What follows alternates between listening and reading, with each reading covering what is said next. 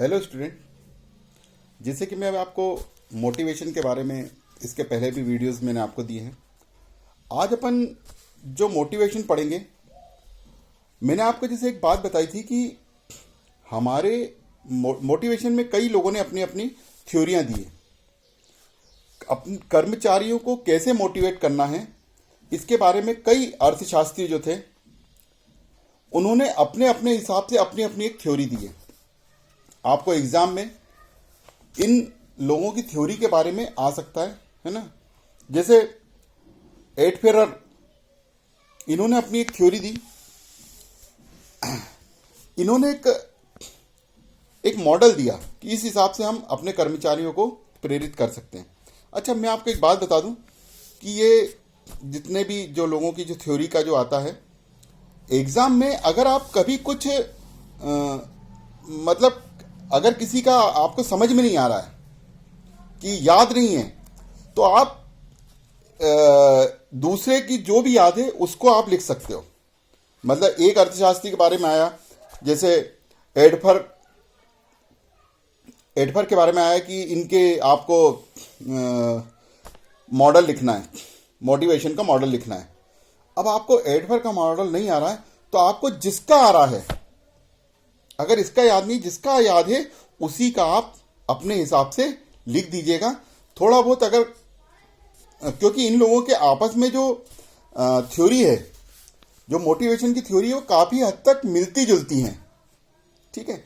लेकिन सबने अपनी अपनी किताबें लिखी, अलग अलग मोटिवेशन का लिखा है, इसलिए हमको सबको याद रखना है, सबका समझना है। डिफरेंस है उनमें, ऐसा नहीं कि डिफरेंस नहीं है। अब जैसे एडफर ने जो एक मॉडल दिया, वो ईआरजी का मॉडल दिया। ईआरजी मीन्स क्या होता है? ई मतलब एग्जिस्टेंस नीड्स, आर मतलब होता है रिलेटेड नीड्स, और जी मतलब होता है ग्रोथ नीड्स। देखिए, सबसे पहले अपन जो बात करें, एग्जिस्टेंस नीड्स जो होती है, इसका मतलब होता है अस्तित्व आवश्यकता का संबंध जीवन यापन से।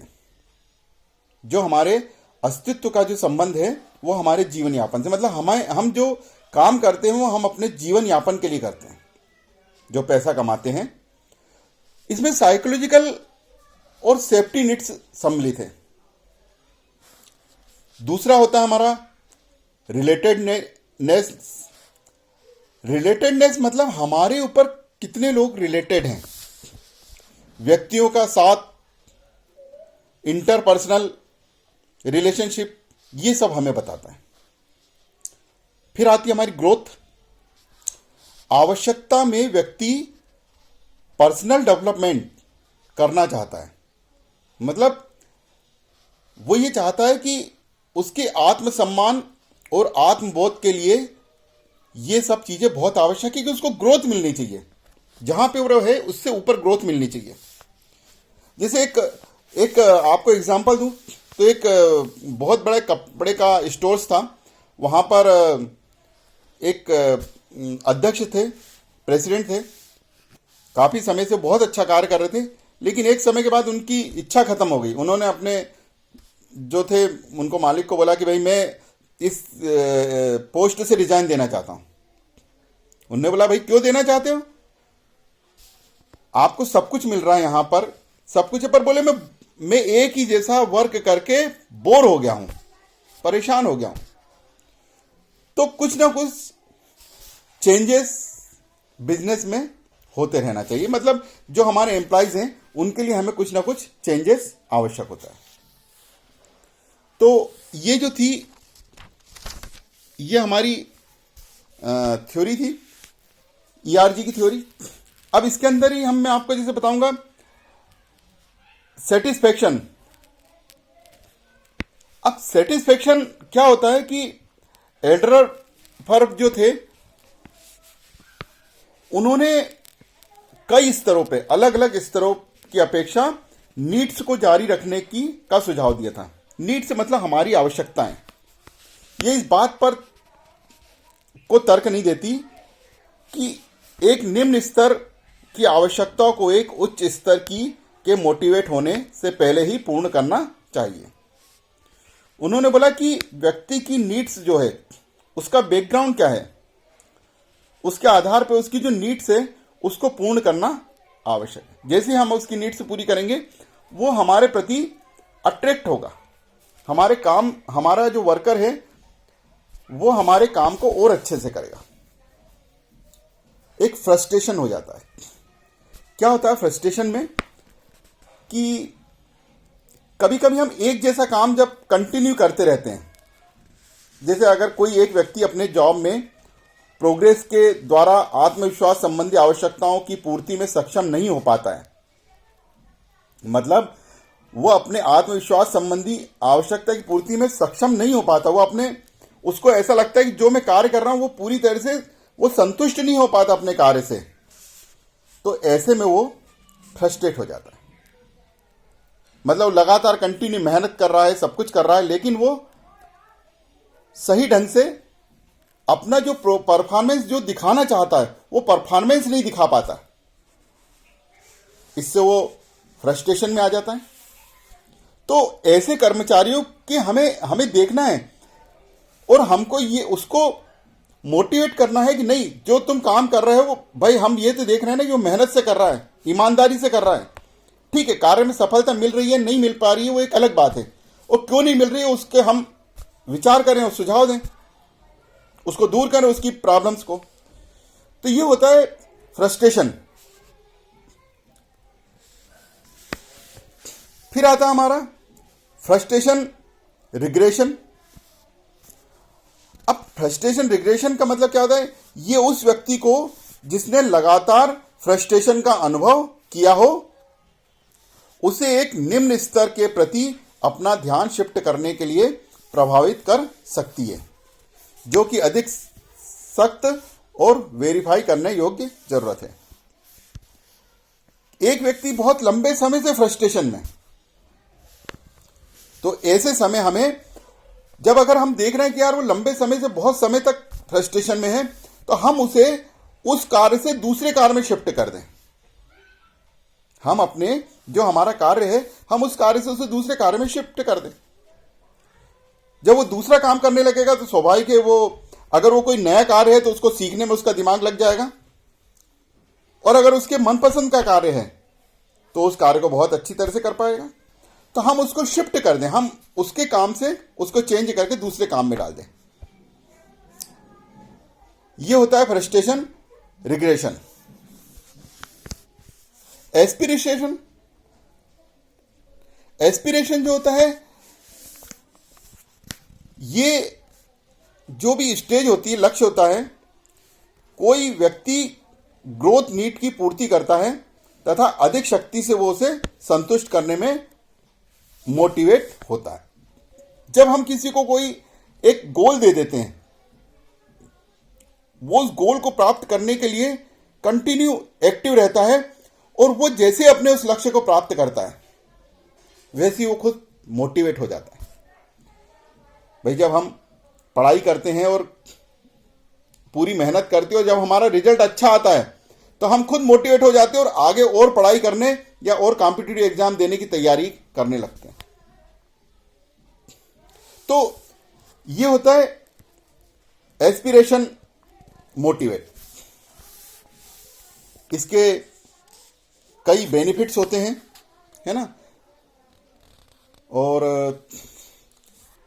ये कैसा है कि इसमें बेनिफिट भी हैं और लॉस भी हैं। इस नीड में हायरार्की का एक अधिक वेद होता है।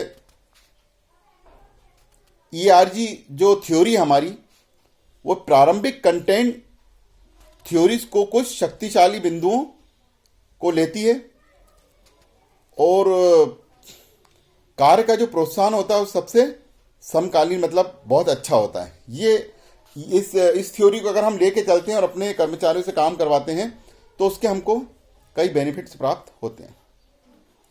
कुछ इसके अंदर निगेटिव पॉइंट्स भी हैं इस थ्योरी के, जैसे किसी व्यक्ति विशेष में एक समय पर एक से ज़्यादा नीड्स ऑपरेट हो सकती है। मतलब हम किसी व्यक्ति को एक से ज़्यादा लक्ष्य दे सकते हैं, एक से ज़्यादा नीड्स हम एक साथ अप्लाई कर देते हैं। यदि मान लीजिए कोई एक नीड से संतुष्ट नहीं हो पाता, तब एक छोटी आवश्यकता को संतुष्ट करने की इच्छा उसकी प्रबल हो जाती है। तो ये इसके माइनस पॉइंट है। अब जैसे मैंने अभी आपको बताया, इसका अब इसके बाद एक हमारा आता है ब्रूम का एक्सपेक्टेंसी थ्योरी। ब्रूम की एक्सपेक्टेंसी जो थ्योरी है वो भी है, ठीक है। विक्टर एस ब्रूम थे, उन्होंने कुछ अपने सिद्धांत प्रतिपादित किए। उन्होंने सिद्धांत प्रतिपादित किया, ब्रूम ने भी 3 एम दिए।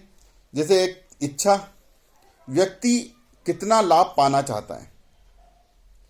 दूसरा था प्रत्याशा, सफल प्रदर्शन की कितनी संभावनाएं हैं।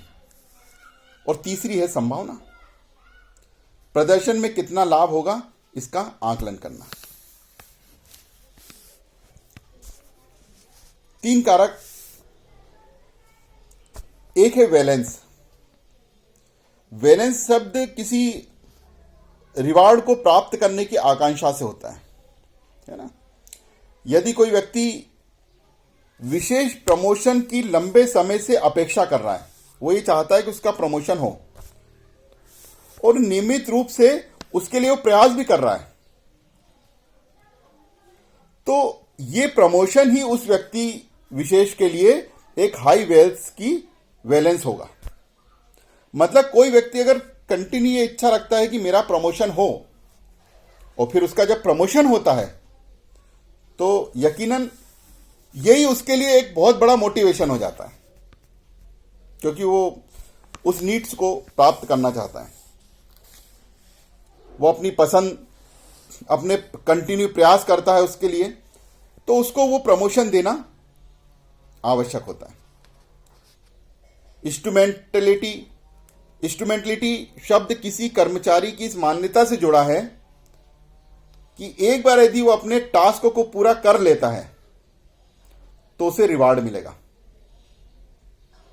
ये कर्मचारी का ऑर्गेनाइजेशन के बारे में पूर्णतया एक सब्जेक्टिव जजमेंट है। वो ये उम्मीद करता है कि जो उसको टास्क दिया गया है वो टास्क को पूरा करे,